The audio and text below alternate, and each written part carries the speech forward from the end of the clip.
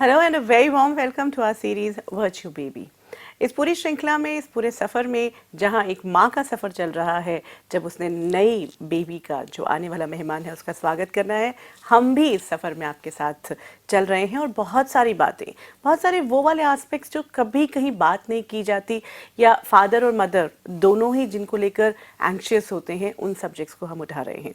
आज भी एक बहुत ख़ास मुद्दा है जिस पर हम बात करने जा रहे हैं, और वो है डाइट का, यानी कि खान पान, और जिससे जुड़ा सबसे ज़्यादा फियर होता है मदर को, अपने वेट को लेकर, अपनी बॉडी को लेकर, और बच्चे के वेट और बच्चे को के लिए क्या चीज़ अच्छी है उसके ऊपर बात करने के लिए। और आज हमारे साथ हैं क्लिनिकल न्यूट्रिशनिस्ट संध्या पांडे जी। आपका बहुत बहुत स्वागत। हेलो। Thank you. नमस्कार। संध्या जी, बात यहाँ से शुरू करते हैं कि this is now big time, और ज़्यादातर मदर्स को देखा गया है कि बहुत ज़्यादा एंग्जाइटी हो रही होती है, बिगिनिंग में ही एंग्जाइटी भी है, एंड देन ऑफ कोर्स जो चेंजेस आ रहे होते हैं।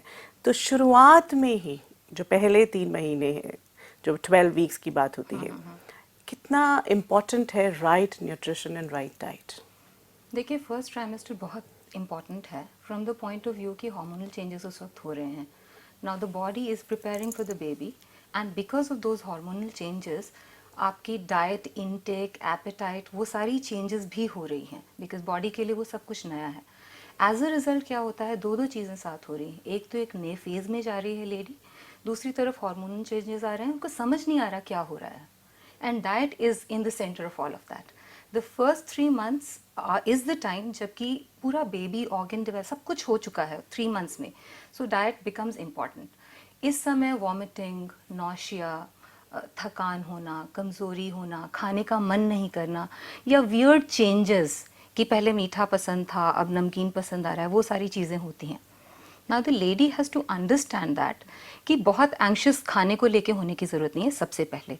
दूसरा, you will have to think, उसको सोचना पड़ेगा कि मुझे क्या पसंद है, बिकॉज कई बार they are very shy about their own diet. अगर न्यूक्लियर फैमिली है तो वैसे परेशान है कि कौन खाना बनाएगा, क्या नहीं बनाएगा, और अगर जॉइंट फैमिली है तो ये चिंता हो रही है कि कैसे बताएं मदर इन लॉ को, जो अब तक मैं बनाती थी अब मदर इन लॉ देंगी। सो वो सारे फैक्टर्स हैं जो कि हमें देखने पड़ेंगे। शी हैज़ टू थिंक, और ऑप्शन सोचने होंगे। छोटी छोटी स्मॉल फ्रीक्वेंट मील्स ले सकते हैं हम लोग, फ्रूट्स ले लिया, कॉर्न्स ले लिए, आलू का चाट बना लिया, स्वीट पोटैटोज़ के चाट बना लिए।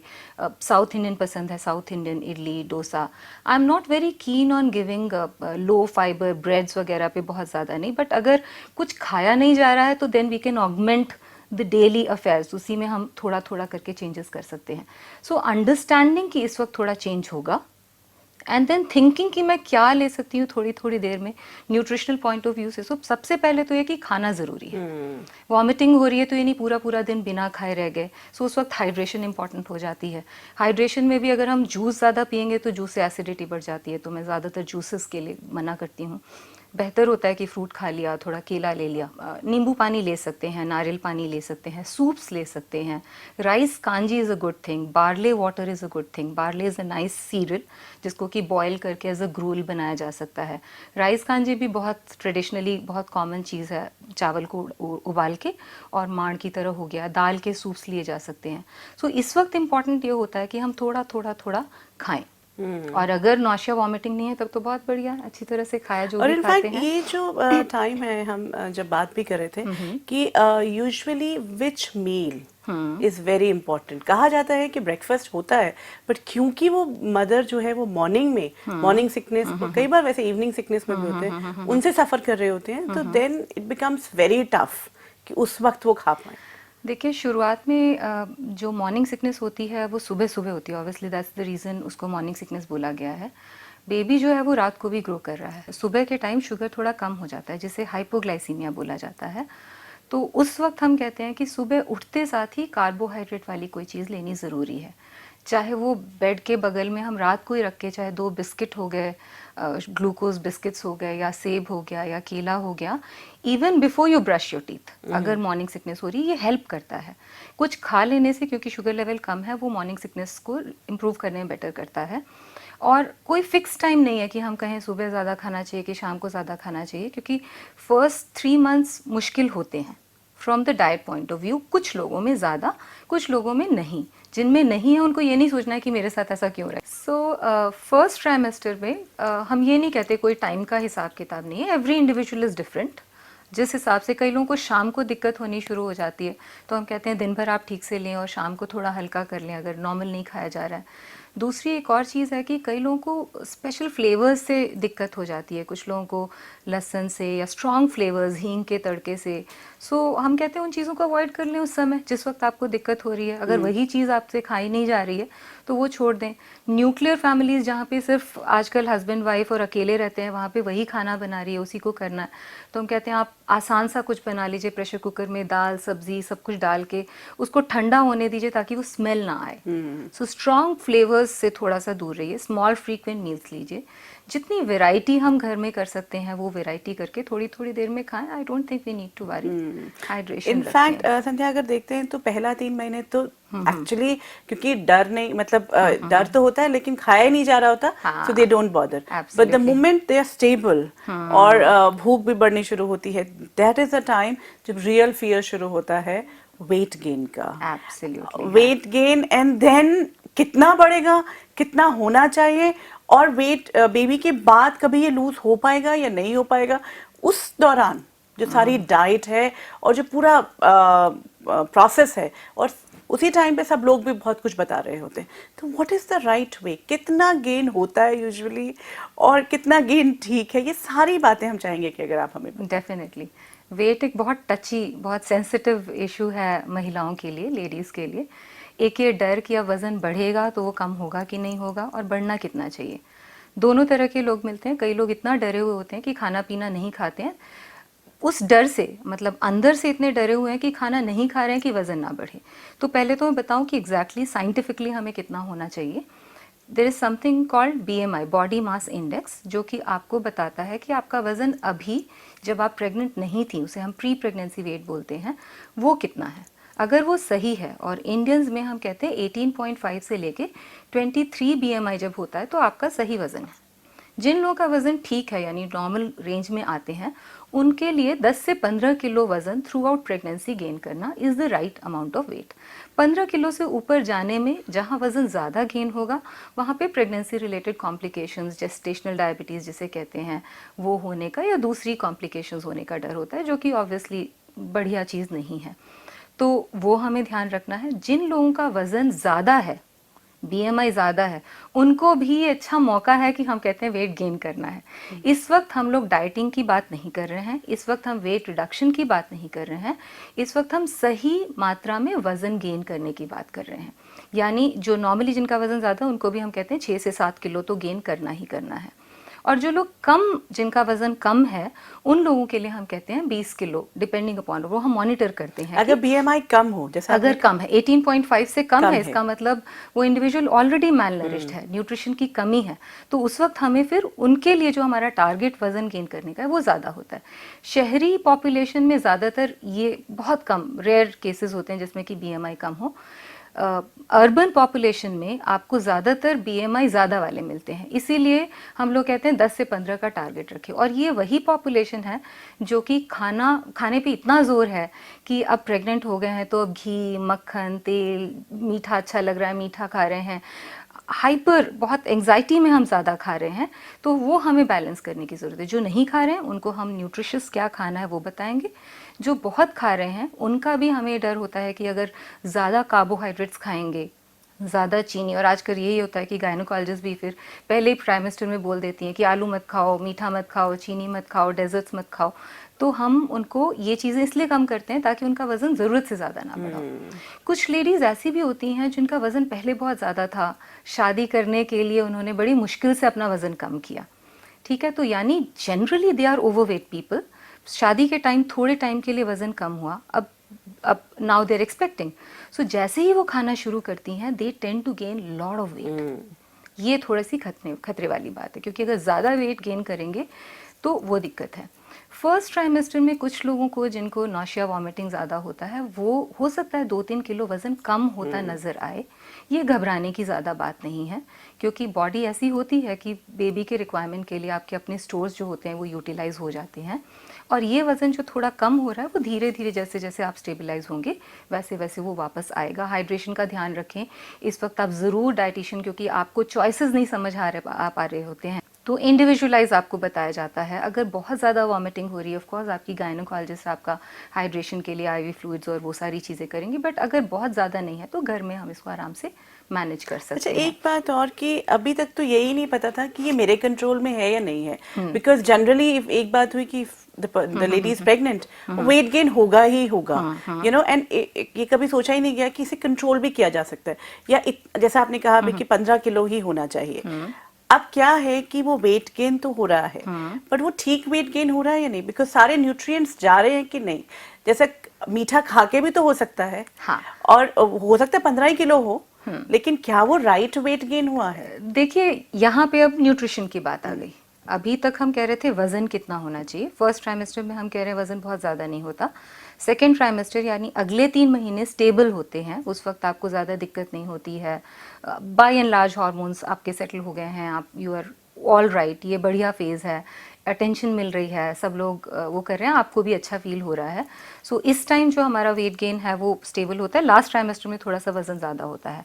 सो कोई हार्ड एंड फास्ट रूल नहीं है। एक ज़माना था जब वज़न के बेसिस पे ये डिसाइड किया जाता था कि बेबी ठीक बढ़ रहा है कि नहीं। अब अल्ट्रासाउंड्स होते हैं, सो अल्ट्रासाउंड में आपको बेबी वेट पता चल जाता है, और अगर कोई ऐसी बात होती है तो वो उसी वक्त पकड़ आ जाती है। अब बात आई न्यूट्रिएंट्स की कि क्या सही न्यूट्रिशन लें जिससे वज़न हमारा जो बढ़े या जो भी हमारा इनटेक है वो सही हो। तो अगर मैं नॉर्मल बोलूँ, नॉर्मल अर्बन पॉपुलेशन में हमारे रिक्वायरमेंट 1600 कैलोरी 1600 कैलोरी से ऊपर नहीं है। 1600 बहुत हुआ तो 1800 कैलोरीज, और प्रेगनेंसी में रिक्वायरमेंट जो है प्लस 350 कैलोरीज हम बोलते हैं। Okay. तो प्लस 350 कैलोरीज देखा जाए तो हम एक बड़ा डेजर्ट का बोल ले लें, एक दिन जाके पिज्ज़ा खा लें, एक बर्गर खा लें, आराम से पूरी हो जाएगी। आप कुछ भी खा लीजिए, पता भी नहीं चलेगा। पॉइंट ये नहीं है, जो आपका 1500 कैलोरीज प्लस जो अनदर 350 कैलोरीज था या 1600, जो 1800 2000 कैलोरीज हैं, they should come from healthy sources. Okay, और कौन से हेल्दी सोर्सेज हैं इसमें यहाँ पे हमारे आते हैं न्यूट्रिएंट्स। जो एनर्जी प्रोवाइडिंग न्यूट्रिएंट्स हैं वो 3 होते हैं, कार्बोहाइड्रेट्स, प्रोटीन्स और फैट्स। ठीक है, इनको हम मैक्रो न्यूट्रिएंट्स भी बोलते हैं, जो कि एनर्जी प्रोवाइड करते हैं। और इस वक्त प्रेगनेंसी में प्रोटीन की इंपॉर्टेंस बढ़ जाती है। ठीक है, तो प्रोटीन्स की इंपॉर्टेंट, क्योंकि फिट एक पूरा बेबी बड़ा हो रहा है, एक छोटे सेल से एक पूरा ह्यूमन बीइंग आपके अंदर प्रेग्नेंट लेडी में 9 महीने के अंदर हो रहा है। So it's a fastest rate of growth, बहुत तेज़ी से ग्रोथ हो रही है। इसके लिए प्रोटीन की ज़रूरत है। हमें पता है रिपेयर, मेंटेनेंस, मैकेनिज्म, इस सब के लिए प्रोटीन है। तो protein is a building block, ये सीमेंट की तरह काम कर रहा है, तो हमें प्रोटीन की ज़रूरत बढ़ जाती है। तो प्रोटीन किन किन सोर्सेज में होता है? दालों में होगा, दूध में होगा, पनीर में होगा, सोयाबीन में होगा। आई वुड से कि vegetarian source of protein is going to be very good. Why? क्योंकि इसमें फाइबर्स होते हैं, और प्रेगनेंसी में आगे चल के कॉन्स्टिपेशन रिलेटेड इश्यूज होते हैं, हार्ट बर्न, डाइजेशन रिलेटेड, क्योंकि बेबी बड़ा हो रहा है, वो डाइजेस्टिव सिस्टम को थोड़ा सा प्रेस कर रहा है। तो इसलिए हमें फाइबर्स का ध्यान रखना है कि आगे चल के कॉन्स्टिपेशन ना हो, ईटिंग हैबिट हमारी सही हो। तो हमें इंश्योर करना है कि हम दालें दोनों टाइम खाएं, स्प्राउट्स एज अ स्नैक ले लें, और दूध लें। अगर दूध जिनको दिक्कत है वो दही के फॉर्म में ले लें। आई नॉर्मली सजेस्ट कि एनीथिंग बिटवीन 2 ग्लास दूध तो हमारा होना चाहिए, दूध नहीं तो दही, लस्सी, अबाउट 750 ml हम कहेंगे कि ओवरऑल होना चाहिए। प्रोटीन की रिक्वायरमेंट हमारी बढ़ जाती है, करीब 20 to 25 ग्राम्स ऑफ प्रोटीन्स की रिक्वायरमेंट बढ़ जाती है।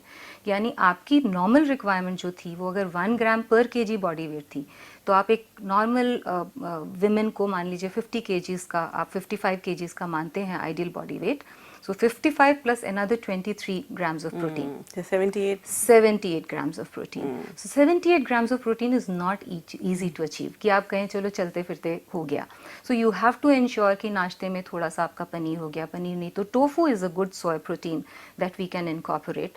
And दाल हो गई लंच में. And दाल का मतलब सिर्फ पीली दालें नहीं होती. कई लोग सोचते हैं कि पीली दाल पसंद नहीं है, तो राजमा, छोले, अब इंडिया में तो we have a lot of साबुत दालें, वैरायटी, हाँ। साबुत दालें। और जिन लोगों को गैस की प्रॉब्लम होती है दालों से, वो लंच में हैवी दाल ले लें, रात को हल्की दाल ले लें। सो लंच में हैवी दालें, rajma, chole, and then stick to 1 कटोरी अगर आपको लगता है कि आपको हैवीनेस होती है, क्योंकि दाल के अराउंड लोगों के बहुत मिथ्स हैं। Soybean is a very good class 1 protein कहा जाता है, तो soybean is a good protein. So soya is good. तो सोया मटर हम लोग बहुत खाते हैं, न्यूट्री जो हमारा वो होता है, वेरियस कई कई नामों से आता है, so we can have that. एक आपने जो बात बोली फैट, हाँ, that I am gives coming on to that. So proteins की बात हुई तो हमारे डाइट में प्रोटीन, हर मील में प्रोटीन होना चाहिए। शाम के टाइम में भी अक्सर हम लोग ब्रेड्स खा लेते हैं, सो ब्रेड की जगह एक बेसन का चीला खा लिया हमने, ठीक है, या थोड़ा सा पनीर सौते करके खा लिया, सो ये हमारा प्रोटीन हो गया। सो कार्बोहाइड्रेट इंडियन डाइट में बहुत है, उसके लिए मुझे बोलने की ज़रूरत नहीं। चावल में कार्बोहाइड्रेट, आलू में carbohydrate, bread, biscuit, we are surrounded with carbs, वो थोड़ा सा कम करें। सो अगर आप 3 रोटी और सब्जी खा रही थी, तो आई वुड से 2 रोटी, 1 रोटी हटा दीजिए, सब्जी और दाल कर लीजिए, थोड़ी दही कर लें, so that way you will get a balance. Coming on to fats, अब प्रेगनेंसी में क्योंकि कैलोरीज बढ़ानी है, तो लोगों को बहुत ट्रेडिशनली पहले ज़माने में फैट्स बढ़ाए जाते थे, क्योंकि लेडीज़ बहुत एक्टिव होती थी। अब अगर उनको 1800 प्लस 300 या 2400-2500 कैलोरी देनी है, बल्क इतना नहीं खा सकते, तो फैट्स बढ़ाए थे। लेकिन अब के ज़माने में जब हम सिडेंट्री हैं, यानी हमारा काम उतना नहीं है, तो हमको फैट्स ज़्यादा करने की ज़रूरत नहीं है।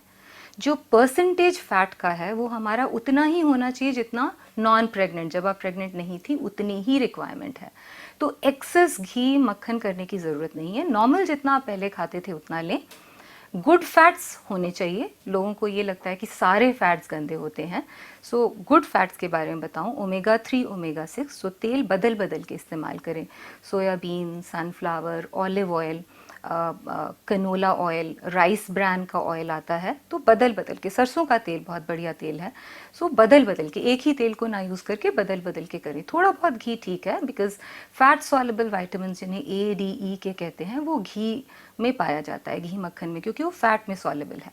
आजकल 45 भी किया जा रहा है तेलों को, तो उसमें भी कुछ न्यूट्रिएंट्स हमें मिल जाते हैं। सो ये, और कुछ ड्राई फ्रूट्स, नट्स की हम बात करें तो आमंड्स, वॉलनट्स, ये अच्छे अच्छे सोर्सेज हैं आयरन के भी, वाइटामिन्स एंड मिनरल्स के। सो मैं थोड़े से ड्राई फ्रूट्स एंड नट्स को डाइट में इनकॉर्पोरेट करने के लिए बोलती हूँ। डेट्स जो हैं वो गुड सोर्स ऑफ आयरन है। तो ये मैं पहले मैक्रोन्यूट्रिएंट की बात कर रही थी, फिर हम माइक्रोन्यूट्रिएंट्स पे जाएंगे। सो फैट्स उतना ही रखिए, ज़्यादा करने की ज़रूरत नहीं है। अगर ज़्यादा फैट खाएंगे, फैट को डाइजेस्ट करने में टाइम लगता है, तो अगर आप भारी खाना खाएंगे जिसमें घी मक्खन है, तो वो जल्दी हजम नहीं हो पाएगा। इसीलिए हम कहते हैं कि कीप इट एट मॉडरेशन।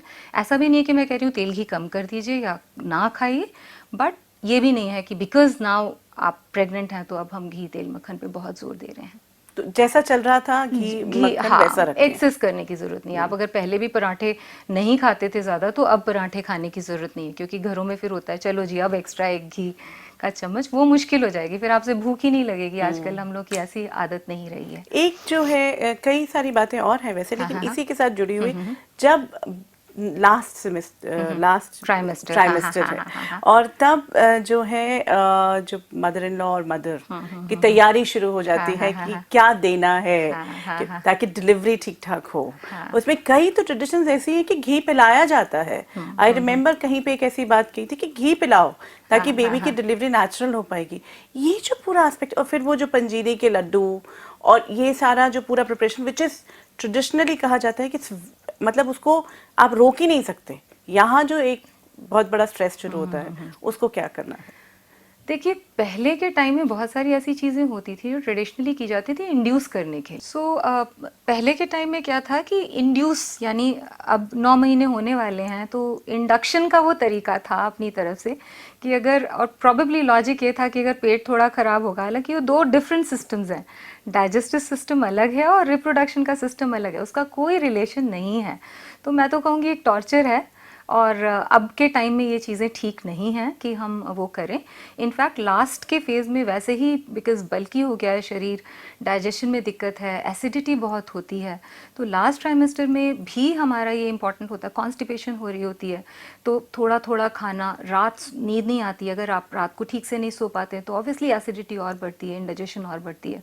तो हमें फिर उसको किस तरह से मैनेज करना है, उसमें अगर हम घी पिलाना शुरू कर दें तो वो तो बहुत है। So definitely not recommended. And वो जो पंजीरी और वो जो पूरा एस्पेक्ट है देखिए, उसका? जो पंजीरियाँ नॉर्मली ट्रेडिशनली खिलाई जाती हैं वो पोस्ट प्रेगनेंसी खिलाई जाती हैं। वो पोस्ट प्रेगनेंसी खिलाने का भी पहले टाइम में लॉजिक था, क्योंकि लैक्टेशन में, प्रेगनेंसी में हम कह रहे हैं हमारी रिक्वायरमेंट 350 कैलोरीज है, लैक्टेशन में 550 कैलोरीज है। यानी पहले हमें बेबी बनाने के लिए न्यूट्रिशन और कैलोरीज की ज़रूरत थी, अब बेबी को फीड करने के लिए, मिल्क प्रोडक्शन के लिए कैलोरीज की रिक्वायरमेंट है।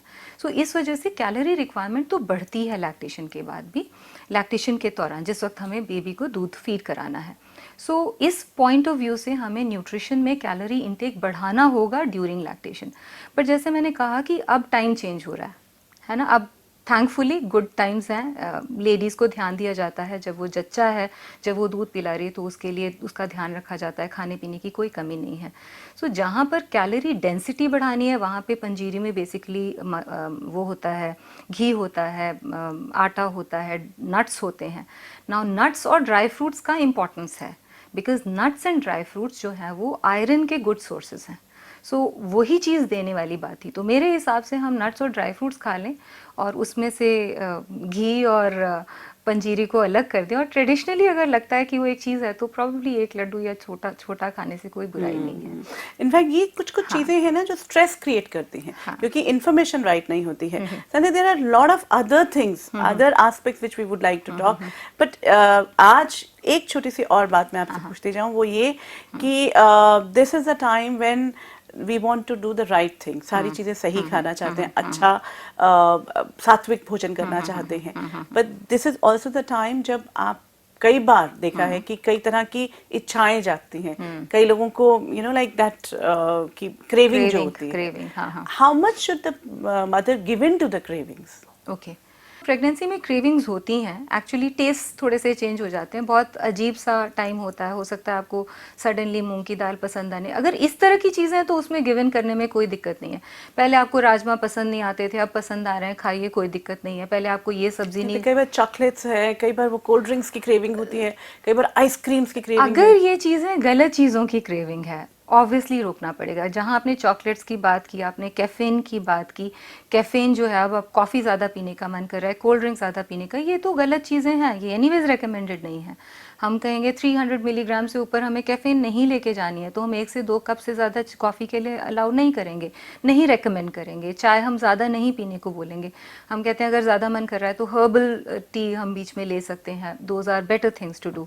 सो हमें ये देखना पड़ेगा कि किस चीज़ की क्रेविंग हो रही है। अगर तो वो पॉजिटिव सेंस में है, जो कि हमें हार्मलेस क्रेविंग्स हैं, हम will go with the flow, वो चलने देंगे। लेकिन अगर वो हमारे लिए ठीक नहीं है तो हम उसका ऑल्टरनेट ढूंढेंगे।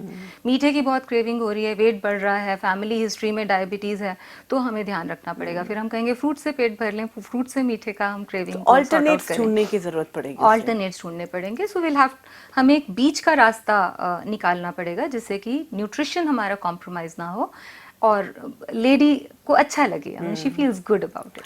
आज की इस पूरी बातचीत के लिए बहुत बहुत धन्यवाद। Thank you.